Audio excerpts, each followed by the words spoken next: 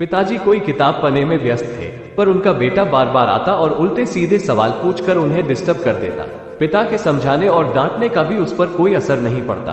तब उन्होंने सोचा कि अगर बच्चे को किसी और काम में उलझा दिया जाए तो बात बन सकती है। उन्होंने पास ही पड़ी एक पुरानी किताब उठाई और उसके पन्ने पलटने लगे।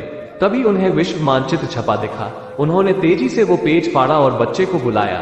देखो, ये वर्ल्ड मैप है। अब मैं इसे कई पार्ट्स में कट कर देता हूँ। तुम्हें इन टुकड़ों को फिर से जोड़कर वर्ल्ड मैप तैयार करना होगा। और ऐसा कहते हुए उन्होंने ये काम बेटे को दे दिया।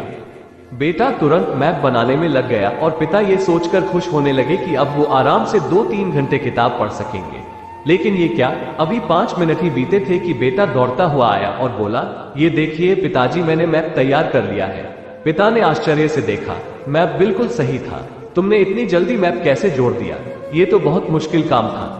कहा पापा, ये तो बिल्कुल आसान था। आपने जो पेज दिया था उसके पिछले हिस्से में एक कार्टून बना था। मैंने बस वो कार्टून कंप्लीट कर दिया और मैप अपने आप ही तैयार हो गया।